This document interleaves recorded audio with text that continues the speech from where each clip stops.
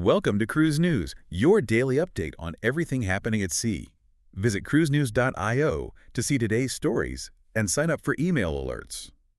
So I want you to imagine dangling like 164 feet over the ocean on a mechanical swing. Which is, completely terrifying, by the way. Right. Just strapped into this multi-billion-dollar floating metropolis while you're navigating through what is quickly becoming, well, the biggest cruise ship traffic jam in the Mediterranean. Yeah, that's exactly what we're looking at right now. Today, we are pulling from this massive stack of industry financial reports, shipyard order books, and real-time itinerary dispatches. We're trying to map out a massive structural shift happening right under our feet.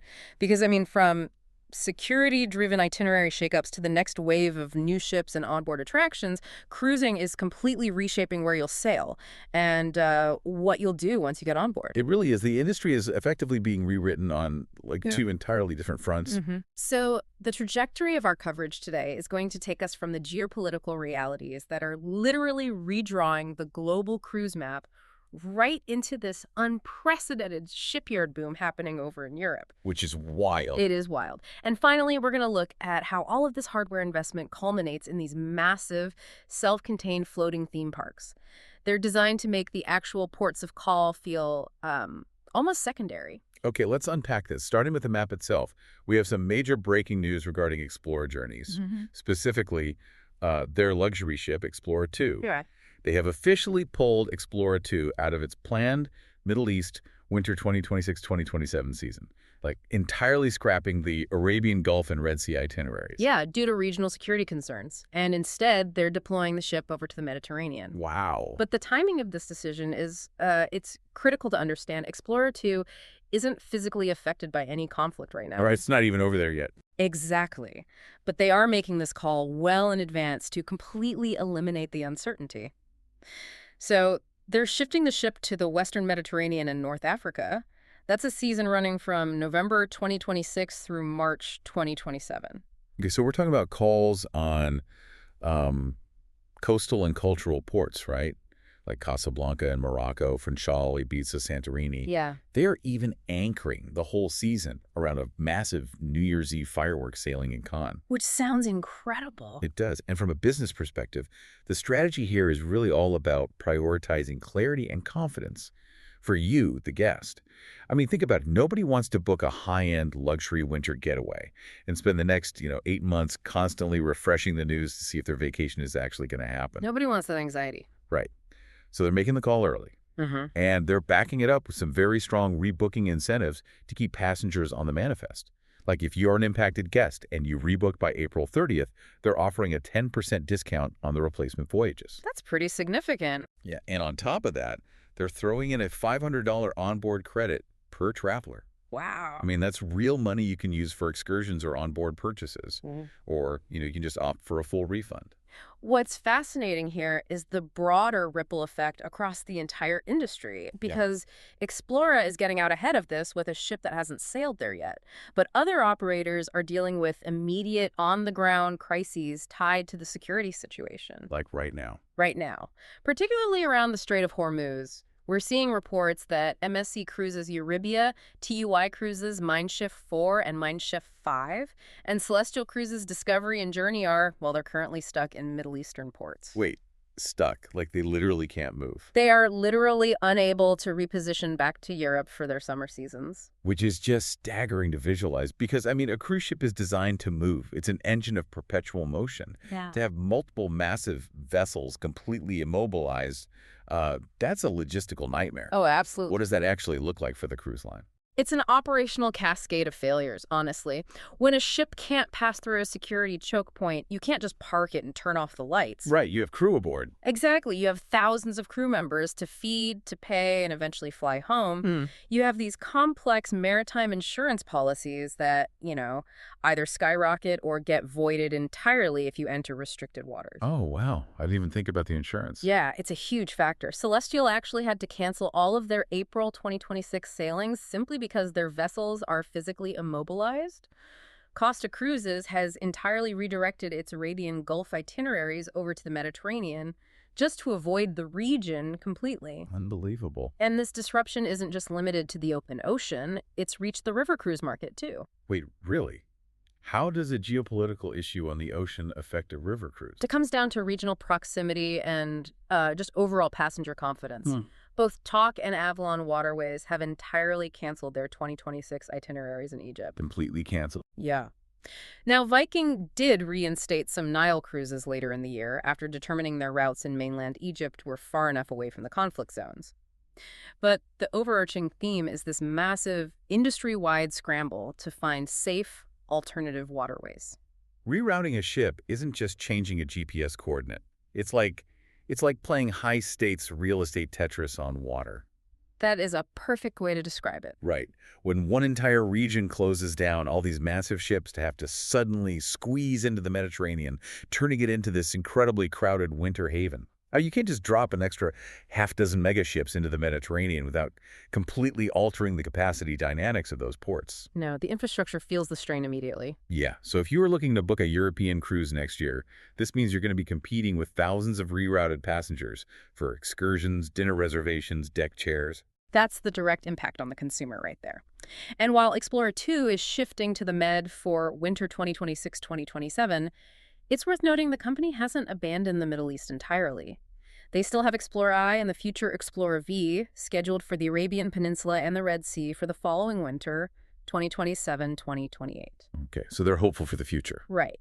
But in the short term, that Mediterranean real estate is becoming the most valuable water on the planet. Which brings up a crazy point. If geopolitical tensions are actively crowding the Mediterranean with rerouted ships, how is the port infrastructure supposed to handle a massive influx of even more vessels? Because shipbuilders aren't slowing down, are they? Not even a little bit. They're pumping brand new multi-billion-dollar megaships into this exact same mix. They really are. The current shipbuilding boom is operating on a scale that it requires us to rethink how the industry functions entirely. The financial scope of what is happening in European shipyards right now is historic. Yeah, so I was looking at Fincantieri, the massive Italian shipbuilder. They just posted their 2025 results. And you're right, the numbers are wild. But break them down for us. Like, what does a boom actually look like on paper? Okay, let's look at the sheer revenue. They hit 117 million euros in net profit, or 143 million if you adjust for non-recurring items. Wow. But the more telling metric is the top line.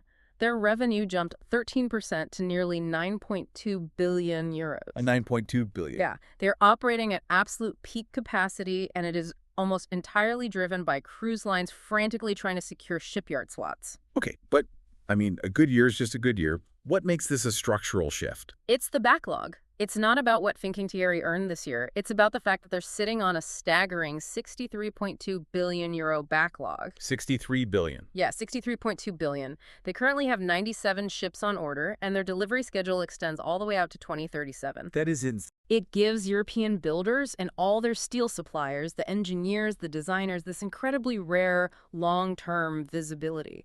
They know exactly what they're building for the next decade. So what does this all mean? Like, Fincantieri is booked solid until 2037. That doesn't make sense to me. We just saw the recent Norwegian Cruise Line holdings order, right? Yeah. For 3 ships across NCL, Oceania, and Regent. Right, to be delivered in 2036 and 2037. Yeah, so if I'm a cruise executive, how can I possibly predict what vacationers will want to do 12 years from now?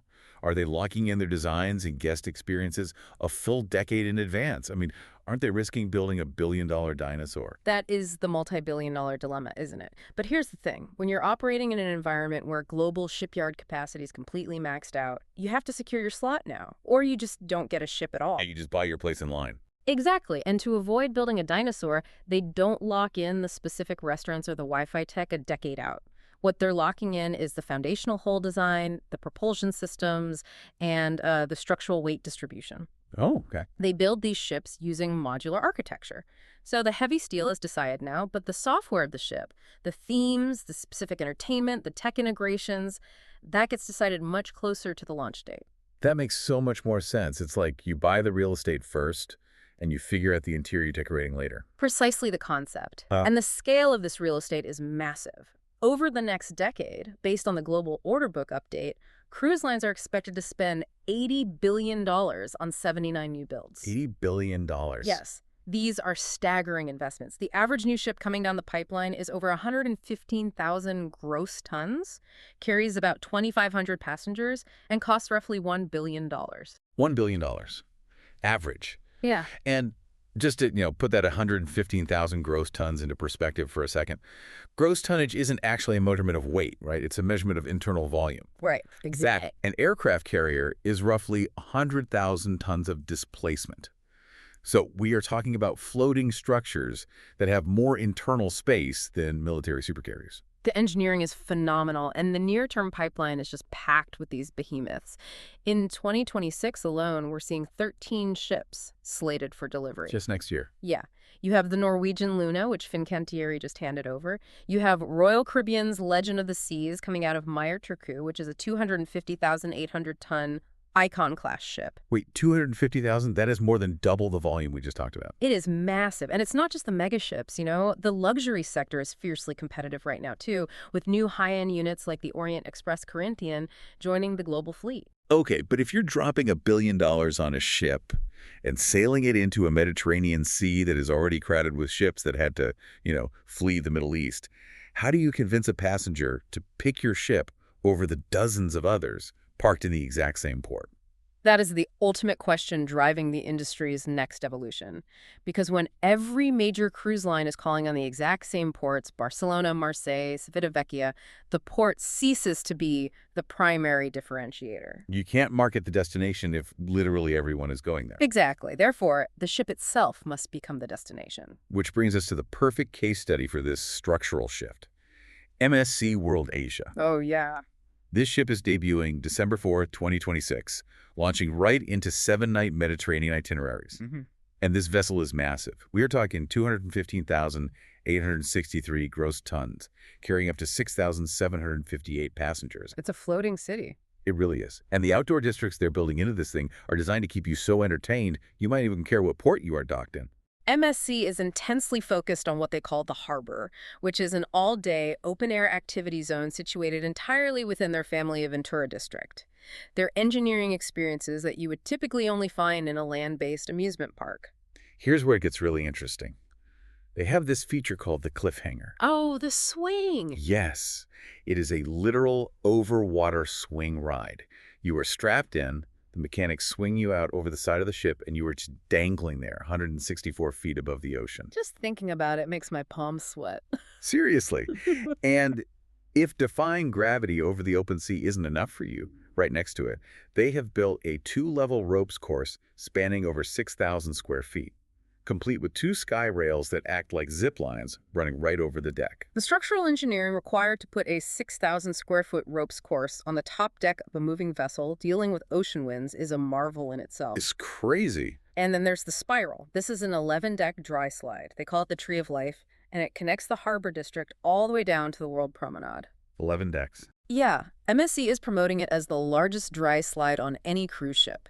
You're essentially dropping down a stainless steel tube the height of an average city office building, entirely inside the belly of a ship. Hearing all of this, this doesn't even sound like a traditional cruise ship anymore. Not at all. It sounds like a floating, adrenaline-pumping theme park bolted onto a luxury resort. You have people swinging out over the ocean, zip-lining across the decks, plunging down an 11-story slide. It feels like a fundamental shift in the psychology of cruising. They want you looking inward at the ship's amenities, not outward at the ocean. They absolutely do. But they also have to balance that high-octane thrill with high-end relaxation. Because you have almost 7,000 passengers with entirely different vacation goals. Right, not everyone wants to ride a zip line. Exactly. So across the ship, there are 7 distinct pools and 13 whirlpool baths. They have Manila Bay, which is the primary outdoor swimming area designed for daytime entertainment. It's surrounded by deeply shaded lounge areas and the Pearl Lagoon bar. But the masterpiece is really Coral Cove. Tell me about Coral Cove. Coral Cove is the indoor pool environment. It's placed entirely under a massive retractable glass roof. So regardless of whether it's a chilly December day in the Mediterranean or a blazing summer afternoon, the climate is perfectly controlled. That sounds amazing. And to your point about this being a luxury resort, they've integrated a massive art installation by Elisabetta Milan right into the pool area. It's designed in the shape of a giant glowing water droplet. Wow. Yeah, it's a highly curated, incredibly serene aesthetic experience that contrasts completely with the chaos of the ropes course upstairs. That aesthetic choice brings up a really fascinating juxtaposition. The ship is literally named MSC World Asia. Right. The harbor has an Asian-inspired design theme. The entire ship incorporates Asian-inspired art and cultural motifs across its public spaces. Yet its first deployment, its entire debut season, is sailing exclusively in the European Mediterranean. That disconnect perfectly encapsulates our entire discussion today. The onboard environment has completely transcended the physical location of the ship. They're delivering an Asian-inspired, culturally themed sensory experience just a few miles off the coast of Italy and Spain. Yeah. The hardware is so robust, and the internal environments are so meticulously designed that the geography outside the window really has become secondary to the curated world inside the hull.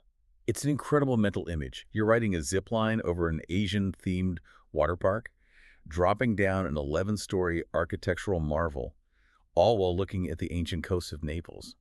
It really proves the point. They aren't just selling you a ride to a destination anymore. They're selling you the city itself. If we connect this to the bigger picture, as geopolitical choke points restrict where ships can safely navigate, forcing more vessels into tighter regional corridors, the competition between these megaships is only going to intensify. Oh, for sure. Cruise lines are pouring $80 billion into new builds, featuring 164-foot swing rides, 11-deck slides, and entirely self-contained cultural biomes. It leaves us with a fascinating question to consider. What's that? Are we rapidly approaching an era where the actual ports of call, like the very foundation of the travel industry, become completely secondary to the floating city itself? Will passengers stop asking where are we going and start asking what ship are we on? Thanks for listening to Cruise News. Visit cruisenews.io to catch up on the latest updates and sign up for free email alerts.